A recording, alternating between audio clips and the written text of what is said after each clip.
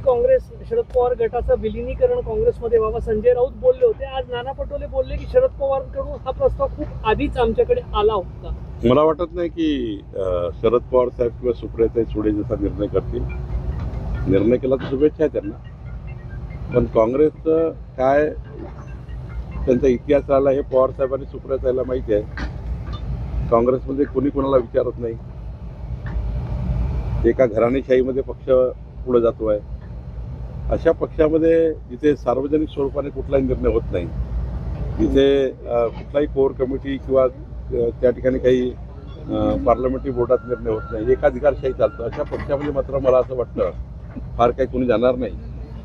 आणि काँग्रेस पार्टी आता अशी झाली आहे, तिला शेवटची घरघर लागलेली आहे. त्यामुळे डुबत्या जहाजात मला वाटतं कोणी बसणार नाही. तर या सगळ्या चर्चेमुळे शरद पवार गटाचे काही आमदार भाजप प्रदेशाध्यक्षांना भेटून आलेले आहे आणि काही आमदार भाजपामध्ये प्रवेश करण्याच्या वाटेवर आहेत. जर शरद पवार गट काँग्रेसमध्ये गेला तर त्याला काही राजकारणामध्ये अर्थ नाही. जेव्हा परिस्थिती तेव्हा बघू. पण प्रश्न असा आहे की मला वाटतं डुबत्या जहाजात कोणी बसायला तयार नाही. काहीतरी मोठ्या प्रमाणावर चर्चा सुरू आहे.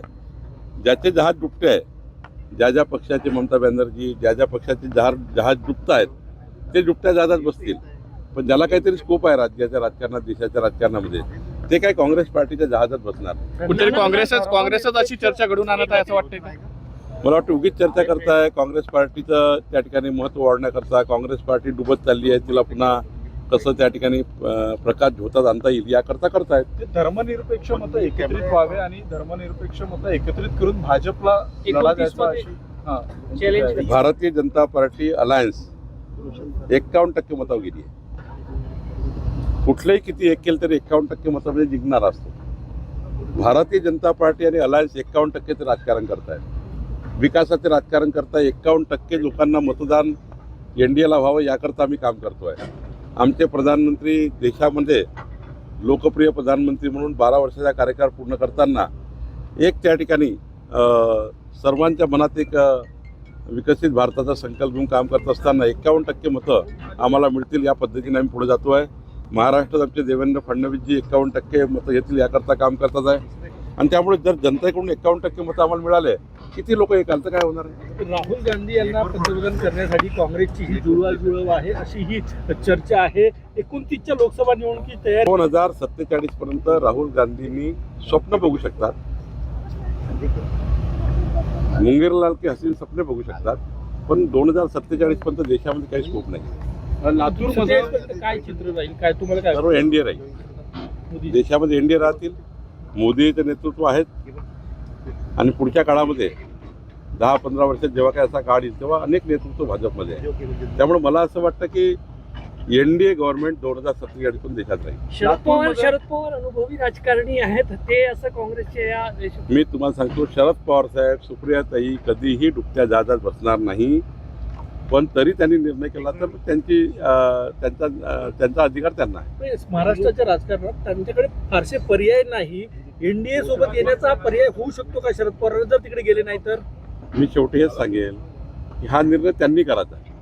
कोणत्या जहाजात बसत, डुबत्या जहाजात बसत, डुबत्या जहाजात बसतील तर ते बघतील काय करायचं. पण आम्ही याच्याबद्दल काही बोलू शकणार नाही. एवढंच सांगू शकेल की योग्य निर्णय त्यांच्या पक्षाचे नेते करतील. त्यांच्या निर्णयात बोलण्याचा मला अधिकार नाही. बावनकुळे साहेब, लातूरमध्ये मुख्यमंत्री महोदयांच्या आदेशानं एका परिवाराला बैल दिला होता प्रशासनानं, मात्र तो बैल मरतुकडा निघाल्याची माहिती आता समोर येत आहे. तुम्ही यावर काही त्या अधिकाऱ्यांवर कारवाई कराल? मी चेक करतो की काय झालं आहे. ती बातमी मी बघितली आहे, नक्की चेक करेल. भारतीय विद्या भवनच्या अध्यक्षपदी, इंटरनॅशनल अध्यक्षपदी पुरोहित यांची नियुक्ती, बनवारीलाल पुरोहित यांची नियुक्ती झालेली आहे. माजी राज्यपाल, भवनचं केंद्र नागपूर. मला या गोष्टीचा अभिमान आहे की आदरणीय आमचे सर्वांचे आदर्श स्थान बनवारीलालजी पुरोहित इंटरनॅशनल लेवलच्या भारतीय विद्या भवनच्या संस्थेचे अध्यक्ष झाले आहेत. त्यांनी जगभरामध्ये, देशभरामध्ये भारतीय विद्या भवनचं जाळं अत्यंत इमानदारीने त्या ठिकाणी विणलेलं आहे. आपण जर बघितलं तर पुढे जे बिल्डिंग दिसत आहे भारतीय विद्या भवनची, कुऱ्हाडीसारख्या लहान शहरात सुद्धा त्यांनी शाळा टाकण्याचा निर्णय केला. या देशाला एक विकसित भारताकरता जो महत्त्वाचा एज्युकेशन आहे, ते एज्युकेशन सेक्टरमध्ये त्यांनी आपला मोठा सहभाग दिलेला आहे. त्यामुळे बनवारीलाल पुरोहितचं काम जे आहे ते आमच्या सर्वांकरता आदर्श आहे.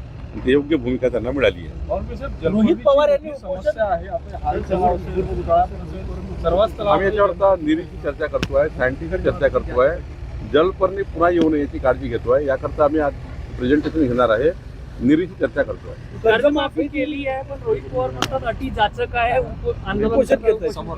या राज्यातली सर्वात मोठी कर्जमाफी आहे, 36,000 कोटी कर्जमाफी आहे. सर्व डिसबर्समेंट होणार आहे, एकही शेतकरी सुटणार नाही. महाराष्ट्रातील ताज्या बातम्यांसाठी बघत रहा टाइम्स टुडे टीव्ही. सोबतच शेअर करा, सबस्क्राईब करा आणि बेल आयकॉन प्रेस करा.